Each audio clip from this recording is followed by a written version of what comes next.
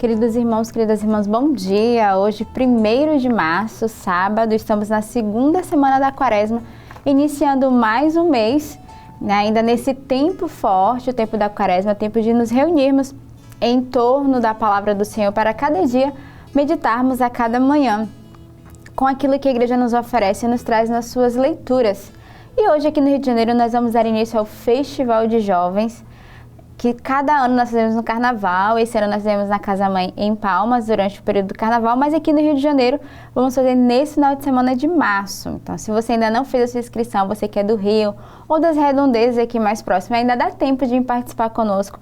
Nós teremos a grande alegria de ter os nossos fundadores presentes aqui no meio de nós e teremos o nosso musical Kairos, que será ao vivo, diretamente aqui com os nossos irmãos do Rio. Então, será um final de semana recheado de uma bela programação, desde a Santa Missa, as laudes, as vésperas, os momentos celebrativos, mas também os momentos artísticos que a nossa comunidade vai favorecer para que você, jovem, que está no meio de nós, possa viver esse tempo da graça. Então, se você quer saber mais informações, você pode entrar em contato com a nossa comunidade e não só ter as informações, mas fazer a sua inscrição e divulgar para que outros jovens possam ser alcançados, possam decidir viver esse tempo forte, um tempo de juntos celebrarmos o Senhor nesse final de semana. E como nós estamos no tempo da Quaresma, é um tempo propício no festival de voltarmos o nosso coração para Deus, um tempo de recolhimento, um tempo de maior intimidade com o Senhor. E a Lex Divina, ela nos proporciona isso, a essa escuta atenta da Palavra de Deus e deixar que a própria Palavra, ela trabalhe o nosso coração, ela venha ruminar dentro de nós aquilo que o Senhor quer trabalhar nesse tempo da Quaresma. A liturgia da Palavra de hoje nos traz na primeira leitura, que é retirada do livro do Gênesis. Israel amava mais a José do que a todos os outros filhos, porque lhes tinha nascido na velhice, e por isso mandou fazer para ele uma túnica de mangas longas.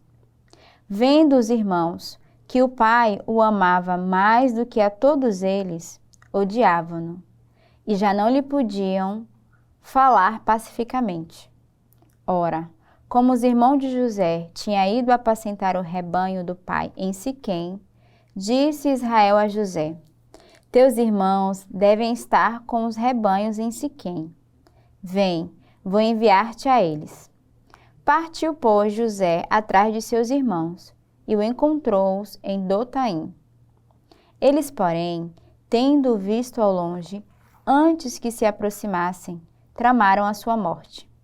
Disseram entre si: aí vem o sonhador, vamos matá-lo e lançá-lo numa cisterna. Depois diremos que um animal feroz o devorou. Assim, veremos de que lhe servem os sonhos. Rúben, porém, ouvindo isso, disse-lhe: não lhe tiremos a vida. E acrescentou: não derramareis sangue, mas lançai-o naquela cisterna no deserto, e não o toqueis com as vossas mãos. Dizia isso porque queria livrá-lo das mãos deles e devolvê-lo ao pai. Assim que José chegou perto dos irmãos, estes despojaram-no da túnica de mangas longas, pegaram-no nele e lançaram-no numa cisterna que não tinha água. Depois, sentaram-se para comer. Levantando os olhos, avistaram uma caravana de ismaelitas que se aproximava, proveniente de Galaade. Os camelos iam carregados de especiarias, bálsamos e resina, que transportavam para o Egito. E Judá disse aos irmãos: que proveito teríamos em matar nosso irmão e ocultar o seu sangue? É melhor vendê-lo a esses ismaelitas e não manchar nossas mãos, pois ele é nosso irmão e nossa carne. Concordaram os irmãos com o que dizia. Ao passarem os comerciantes madianitas, tiraram José da cisterna e por 20 moedas de prata o venderam aos ismaelitas e estes o levaram para o Egito. Então a leitura de hoje, a primeira leitura nessa sexta-feira, vai nos recordar a vida de José. José que foi vendido pelos seus irmãos e tudo começou por conta de um ciúme. Tudo começou por causa da inveja que eles tinham por perceber que José era muito amado. E aqui nessa leitura de hoje nos faz uma grande reflexão do que o ciúme, o ódio, a inveja. A própria palavra vai dizer, né? Os irmãos odiavam-no. Ela é capaz de fazer com o outro. No primeiro momento, a intenção deles era matar o irmão. E um deles, né? Porque com a consciência de que não deveriam sujar as mãos, e o outro, porque diz ele é nosso irmão, decidiram não mataram fisicamente, mas mataram do meio da família, do meio dos irmãos, vendendo o irmão por apenas 20 moedas de prata. E aí nos faz lembrar, né, de Jesus que foi vendido por 30 moedas, né, por Judas que o entregou. E José vai prefigurar, né, aquilo que Jesus vai viver.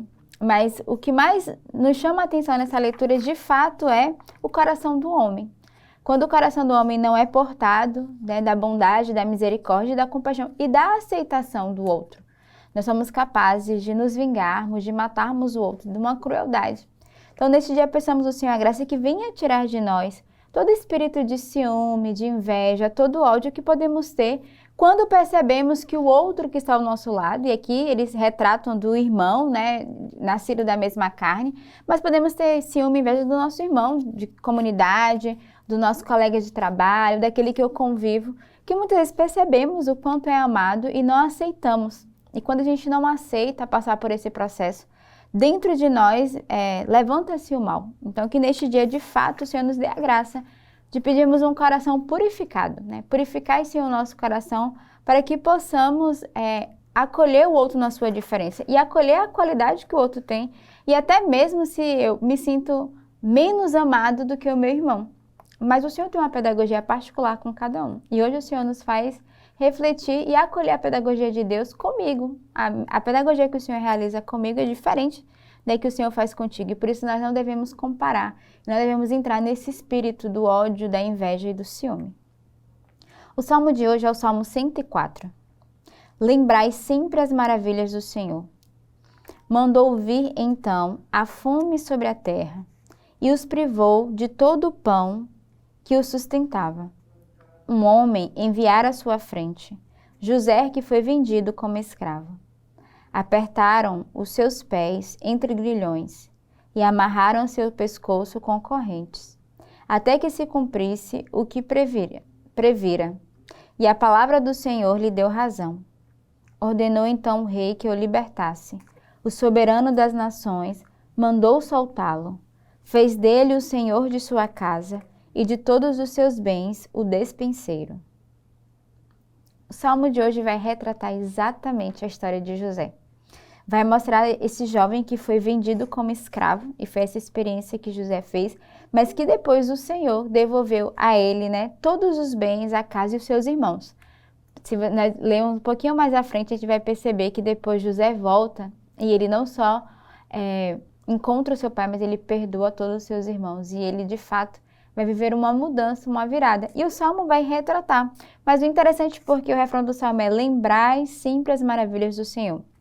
Ou seja, quando nós nos encontramos com o nosso coração ferido, manchado, machucado, porque caímos na comparação, devemos lembrar as maravilhas que o Senhor já realizou no meio de nós, né? O Senhor realizou e realiza, e nós não devemos ter medo dessa graça, dessas maravilhas que o Senhor realiza. Não ter medo das dificuldades, mas ao contrário, de no nosso coração ter sempre a gratidão e fazermos memória das maravilhas de Deus. O evangelho de hoje é retirado do evangelista São Mateus. Naquele tempo, dirigindo-se Jesus aos chefes dos sacerdotes e aos anciãos do povo, disse-lhes: escutai esta outra parábola. Certo proprietário plantou uma vinha, pôs uma cerca em volta, fez nela um lagar para esmagar as uvas e construiu uma torre de guarda. Depois, arrendou-a a vinhateiros e viajou para o estrangeiro. Quando chegou o tempo da colheita, o proprietário mandou seus empregados aos vinhateiros para receber seus frutos. Os vinhateiros, porém, agarraram os empregados, espancaram a um, mataram a outro e ao terceiro apedrejaram. O proprietário mandou de novo outro empregado, em maior número do que os primeiros, mas eles o trataram da mesma forma. Finalmente, o proprietário enviou-lhes o seu filho, pensando: ao meu filho eles vão respeitar. Os vinhateiros, porém, ao verem o filho, disseram entre si: Este é o herdeiro. Vinde, vamos matá-lo e tomar posse da sua herança. Então agarraram o filho, jogaram-no para fora da vinha e o mataram.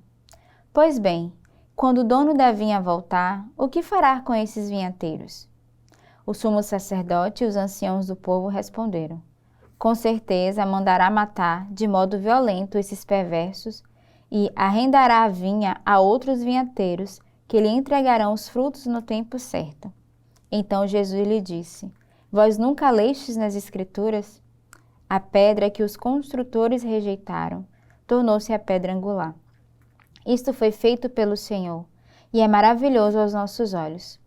Por isso eu vos digo: o reino de Deus vos será tirado e será entregue a um povo que produzirá frutos. Os sumos sacerdotes e fariseus ouviram as parábolas de Jesus e compreenderam que estavam falando deles.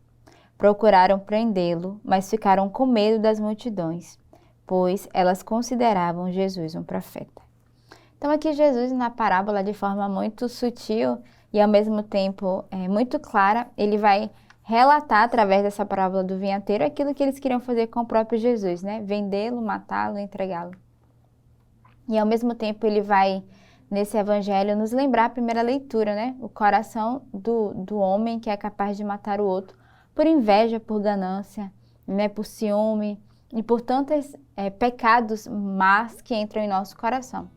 Então que neste dia, nessa sexta-feira, que é um dia de oração e intercessão, peçamos primeira graça, né, na intercessão sobre cada um de nós, que o nosso coração possa ser moldado, possa ser mudado, purificado, que o amor e a caridade ela permaneça, não seja o ódio, não seja a ganância, não seja a inveja e o ciúme. Então que neste dia intercedamos por cada um de nós, mas pelo mundo inteiro que sofre, por aqueles que trazem a crueldade, a maldade no coração. E peçamos a conversão. Quaresma é tempo de mudança, é tempo de convertermos os nossos hábitos, mas também os nossos sentimentos. Então, eu desejo uma bela sexta-feira neste dia. Peçamos a graça de uma profunda dia de intercessão e que Deus os abençoe.